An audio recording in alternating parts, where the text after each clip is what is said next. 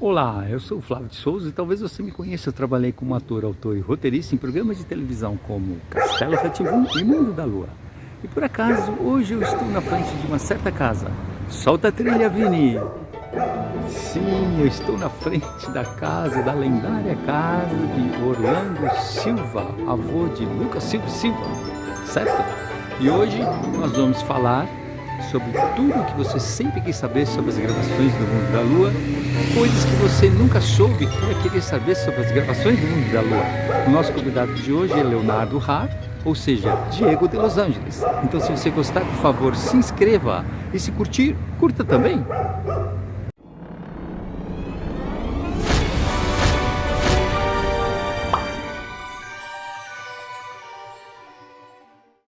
Muito bem, Diego de Los Angeles, ou melhor, Leonardo Rá de Souza. Me responda, você gostou de ser ator de um seriado? Era o que você imaginava?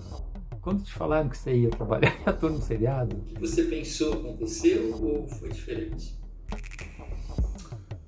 Bom, na verdade, eu não sei se me falaram, assim, me explicaram totalmente. Devem ter explicado, mas eu realmente não lembro. Eu tinha 11 anos, não, eu tinha 10 anos e tô tentando lembrar se eu tinha 10 anos mesmo. Eu devia ter 9, porque durante o programa eu tinha 10.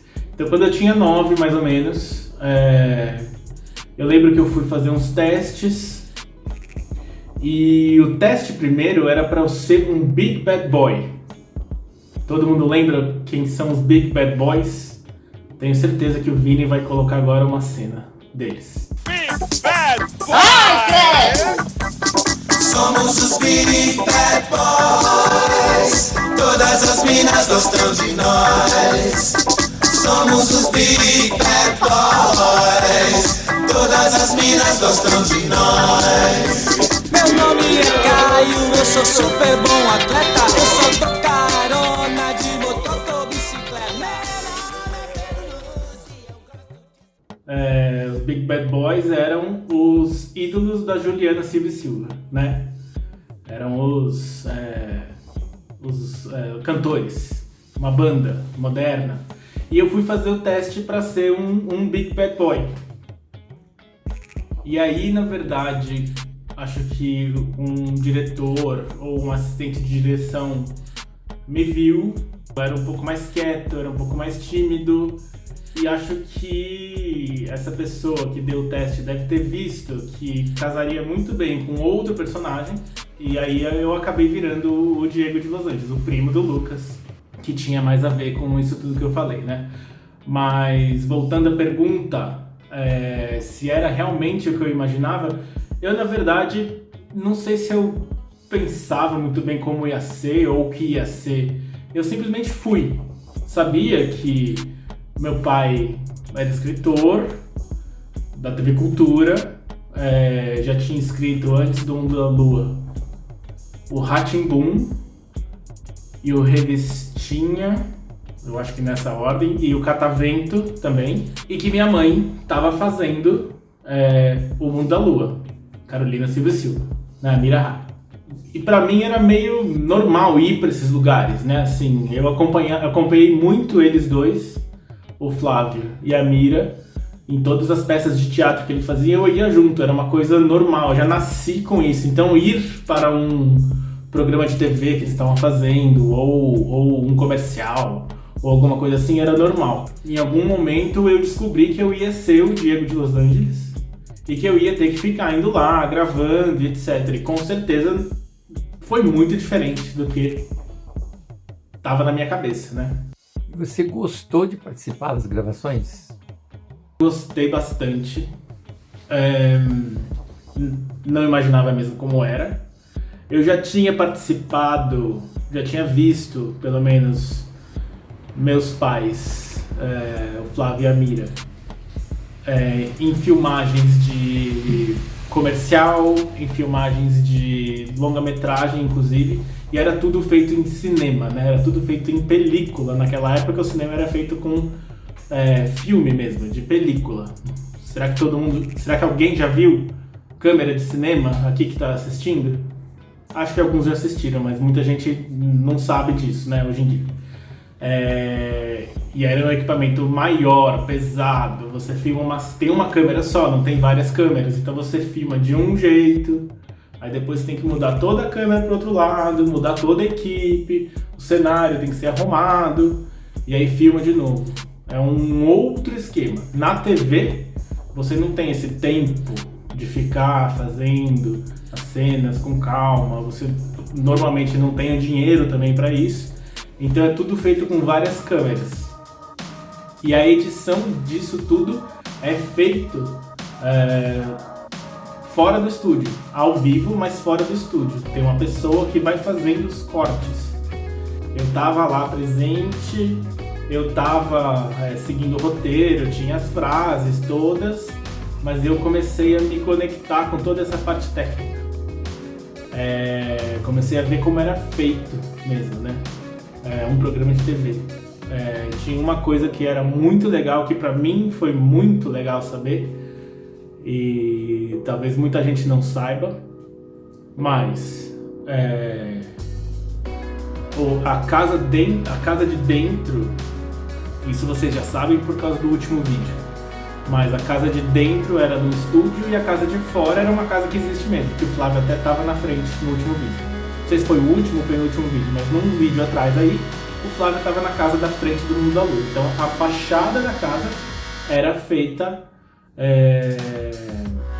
em São Paulo, na Vila Madalena, numa casinha. Então todo mundo ia para lá, filmava-se várias cenas que iam ser feitas na frente da casa, e quando a pessoa entrava, ia para o próximo dia e filmava lá dentro. Então tinha um cenário de uma casa dentro, né? Tinha um assistente de direção que cuidava dos atores mirins? Como é que era? A gente fez várias dinâmicas entre os atores mirins, né? Eu não vou lembrar de todo mundo, mas enfim, eram os primos todos, os amigos, o Lucas e a Juliana, eram os atores mirins. A gente fez umas dinâmicas antes, uns trabalhos, não chegou a ser ensaio, mas a gente fazia umas dinâmicas, umas brincadeiras, onde um tinha que dar um texto e falar pro outro, e tinha câmera, então era pra gente já ir se acostumando. E tinha essa pessoa ali. Eu não lembro se essa pessoa era um assistente de direção ou se já era um dos diretores. Ou um preparador de elenco, né? Pode ser também. Vocês ficavam separados dos atores adultos? Eu devia saber isso porque eu trabalhei como ator, mas eu trabalhei muito pouco. Eu não participava, não participei da maioria das histórias que você participou. Aliás, de pouquíssimas, né? Acho que só na primeira e uma das últimas, né? Então me fala, como que era isso? As crianças ficavam separadas? Como que era isso? Uma coisa legal de falar é que sempre que eu ia junto ou com o Flávio ou com a Mira, né? Muitas vezes com a Mira, porque ela sempre estava. Sempre que eu ia, nos episódios que eu tava, ela tava. Mas alguns episódios o Flávio também tava. Então eu sempre ia junto com eles, óbvio, com os pais, né? Mas chegando lá a gente era separado. Por conta disso, tinha um setor sim que ficavam os atores mirins e tinha o setor dos adultos. Acho que os adultos faziam uns ensaios um pouco mais cansativos e mais técnicos, né? E aí chegavam as crianças mas eu ficava separado dos meus pais. E aí a gente se reencontrava ali dentro do estúdio, onde meu pai não era meu pai, era meu tio de segundo grau, e onde minha mãe não era minha mãe, era minha tia, né? E eu lembro que lá dentro a gente realmente virava os personagens mesmo. Acho que até tinha umas olhadinhas assim, mas a gente não se relacionava como pais e filhos, né?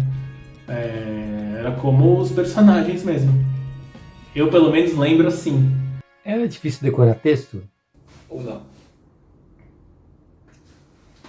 Então, essa parte do texto pra mim, acho que é legal eu contar que eu contei um pouco lá no começo, mas eu ia pra lá meio que era uma coisa natural. Eu tá junto no lugar onde meus pais estavam e tá indo fazer uma coisa que eles faziam, que eu vi eles fazendo desde que eu nasci, né? Que são os espetáculos, teatro, dança, televisão, cinema. Pra mim era natural. E eu tava indo também num caminho natural. Nunca fiquei nervoso, por exemplo, de estar aparecendo. Mas eu já era uma criança tímida. Então, eu tinha um texto, eu sabia que existia o texto, era passado nesses... Quando a gente ficava separado ali, a pessoa que estava com a gente passava o texto. Todas as falas que eu tinha nos programas, vendo depois de velho, dá pra ver que eu falava, meio porque eu era meio obrigado, e eu tinha muita vergonha mesmo. Eu falava assim pra falar, pra poder contabilizar o que eu tava fazendo lá, mas era difícil pra mim, sim. Não era difícil decorar, mas era difícil atuar.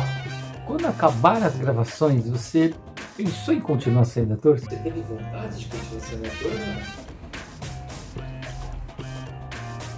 né? Então, quando acabaram as gravações, passou sim pela minha cabeça. Eu tive uma experiência muito boa, porque foi onde eu tive um contato com atuação, né? Não tinha tido até então. O meu contato sempre foi meio por osmose, assim, né? Por estar junto com eles dois, sempre nos teatros, nas gravações, nas apresentações.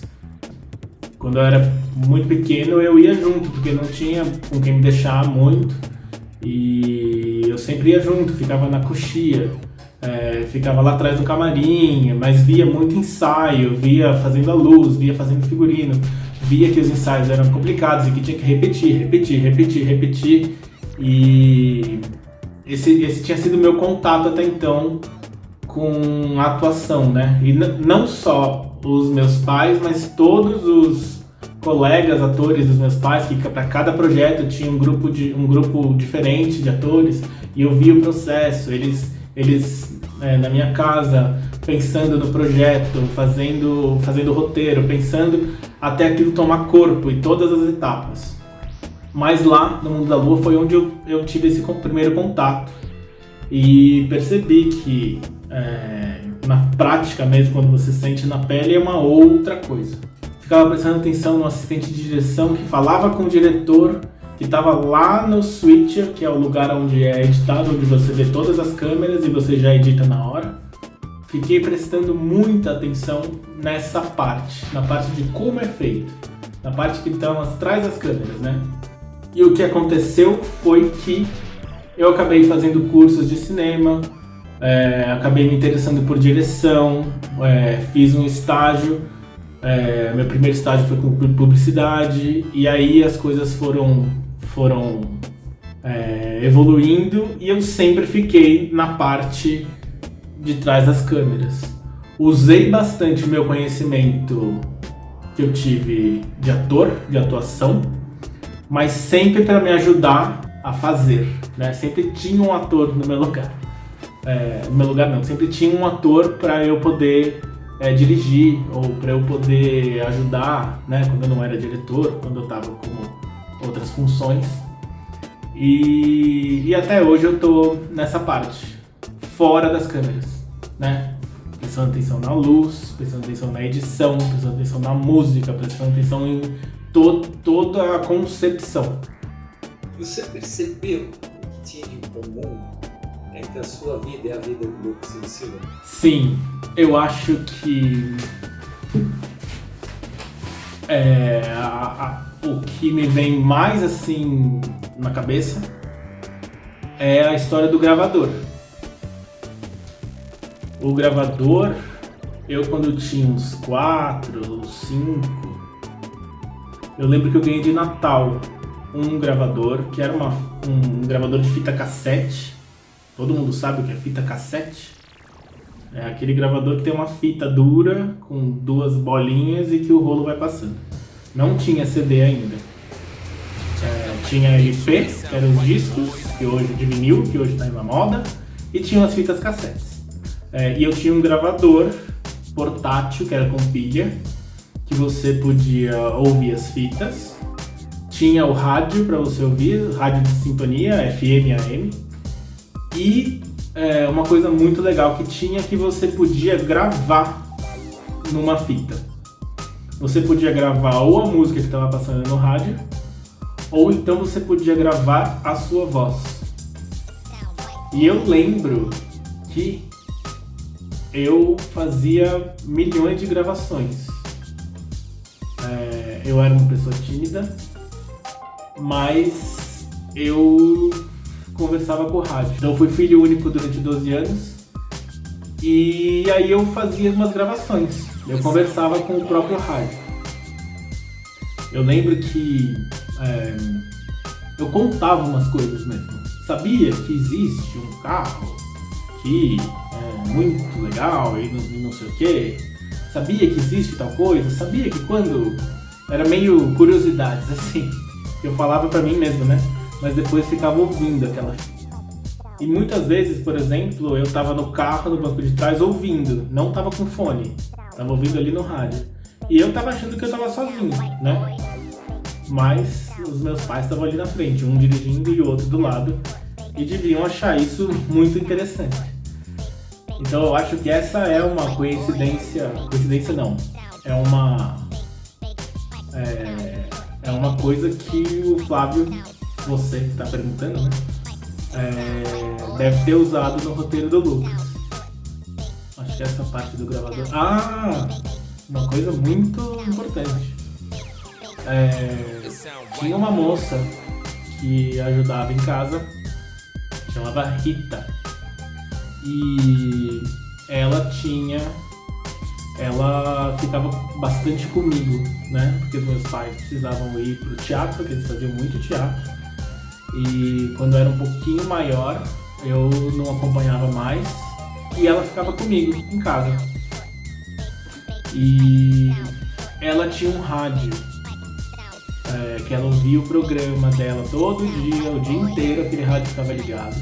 Era um programa, acho que de rádio AM na época. E tinha um locutor de um programa que parecia que passava o dia todo. Era aquele mesmo programa e ela falava com o rádio também. Ela também falava com o rádio. Eu até tô vendo essa coincidência agora. Que eu falava com o rádio e ela também falava com o rádio. E o Lucas fala com o rádio, com o gravador, né? E a Rosa, que é a moça que ajuda na casa do Silvio Silva, ela tem um rádio e ela também conversa muito com o rádio, mas muito mesmo. E isso tenho certeza que foi inspirado na Rita, que ajudou muito a gente em casa durante muito tempo. Agora eu queria que você contasse da gravação do famoso episódio que tem o Lobo Mau. Por favor. Esse episódio foi muito legal gravar, muito mesmo. Bom, no episódio, não sei se todo mundo lembra, mas o Lucas, por alguma razão, ele inventa uma história onde os primos estão na casa dele, junto com a Juliana também. E de repente o Lobo Mau entra na casa deles. E aí tem toda uma perseguição, eles fogem, tá tudo escuro. E o Lobo Mau vai comendo um por um. E o primeiro que ele pega é o mais apetitoso, que é o Diego, que sou eu. Eu não lembro direito como é que foi a preparação disso tudo. Mas eu lembro que eu fiquei muito mexido com o lobo. Eu também não vou lembrar o nome da pessoa que estava vestida, caracterizada de lobo, mas a máscara dele se mexia sozinha e tinha uma boca muito grande, parecia de verdade. Então, eu acho que a gente, criança, pelo menos eu, fiquei muito impressionado mesmo. Até assim... Acho que existia um certo medo, mas que eu não queria assumir, né? Mas eu realmente estava com medo. Fiquei com medo. Tem algum episódio que você gostou mais de ter gravado? Não é episódio pronto, na gravação. E tem algum que você gostou menos?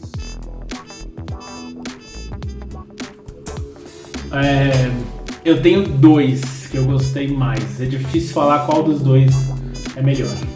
Mas o primeiro é o episódio onde o Lucas e o Diego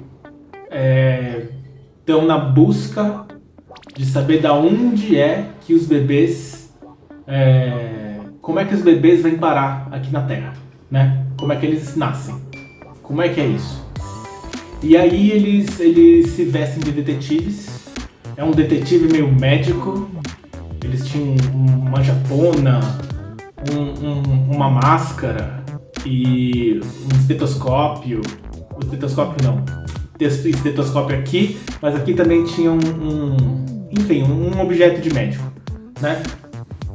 E aí eles vão saindo para casa inteira, fazendo uma mistura de pesquisa com interrogatório, para que o adulto fale como é que esse mistério é desvendado. E eu lembro que o Guarnieri, por exemplo, o avô, como é que chama o avô? Não lembro. Orlando. O avô Orlando, ele tava arrumando o carro dele na garagem. E aí chegam os 2 netos, né? E pegam ele de surpresa e falam: avô, da onde surgem os nenês? E aí ele fica afobado. E aí ele conta uma história. Eu não vou lembrar qual é a história agora, mas é uma história fantasiosa e é uma história bonita, até legal, interessante de ouvir para uma criança, né? Mas eu lembro que a cada pergunta e a cada resposta, eu e o Luciano, a gente se olhava e a gente se divertia de verdade. A gente... primeiro a gente se divertia com o susto que os atores fingiam que estavam levando, mas a gente gostava. E depois a gente gostava de ouvir a história de verdade. E a gente se olhava e a gente se divertia. Foi muito divertido gravar. Algo que eu menos gostei. Difícil, porque todos foram muito legais de serem feitos. Teve um que não teve muita ação, mas que na verdade era um episódio onde o Lucas e o Diego, na verdade o Lucas e a Juliana, trocavam de pais com os meus. E aí eu acabei sendo filho da Carolina, junto com a minha irmã, e eles da minha mãe, né? E eu lembro que eu fiquei mais... foi o episódio que teve menos ação, então eu ficava mais parado. Você assistia depois dos episódios? Porque eu não assistia. Não, eu assistia bastante. Eu assistia. Nessa época, como eu falei, eu era mais tímido, mas eu gostava de me ver e gostava de ver o programa pronto, gostava sim de ver, gostava de mostrar para meus amigos, era muito legal. Se tivesse uma nova temporada, uma sequência, um sequel no Mundo da Lua, você gostaria de participar? Sim, eu gostaria muito de participar. E acho que seria uma ótima oportunidade, né? Eu acho que seria muito legal ter uma sequência. acho que reencontrar todas aquelas pessoas que a gente trabalhou junto há 30 anos atrás ia ser uma experiência muito legal. Mas eu penso também que eu ia gostar de trabalhar na parte por trás das câmeras, obviamente. Você ficou amigo do Luciano Amaral, que fez o papel do Lucas Silva? Sim, eu fiquei muito, muito amigo do Luciano. Nas gravações a gente se conectou de uma forma, como eu contei aqui, né, tudo que eu falei. Muitas vezes a gente ia brincar juntos, fora da gravação. E depois do Mundo da Lua, a gente se encontrou muito e foi se encontrando cada vez mais, a gente foi fazendo uns trabalhos juntos até. E hoje ele é o padrinho da minha filha mais velha. Ele é o padrinho da Flora. De tão amigo que a gente é.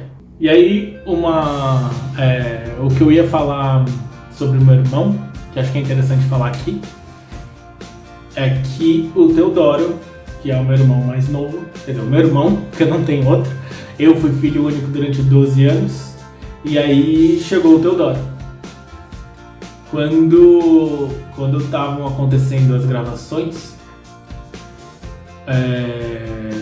a minha mãe, que é a Mira Hari, que é a Carolina Silva, ficou grávida. A Carolina Silva teve que ficar grávida também no programa e teve um filhinho, que é o irmão do Lucas Silva. E esse filhinho que nasce, na verdade é o Teodoro, que tinha acabado de nascer também. Então, o meu pai, que é o Flávio, era o tio Dudu. Minha mãe, que é a Mira, era a Carolina. Eu era o Diego. E o Teodoro, que tinha acabado de nascer, é o Eduardo, que é o irmãozinho do Lucas. Então nós 4 trabalhamos no Mundo da Lua como atores. Isso é uma coisa super interessante de se falar. E eu acho que é isso. O Mundo da Lua fez parte da minha vida. Primeiro porque meu pai escreveu o Mundo da Lua, né? E depois minha mãe foi a mãe do Mundo da Lua. E isso é muito forte até hoje. Quando ela vai no supermercado, as pessoas reconhecem ela até hoje. Acho que as pessoas da minha geração, principalmente, né? Que assistiram pela primeira vez, mas o programa continua reprisando, então é muito forte isso.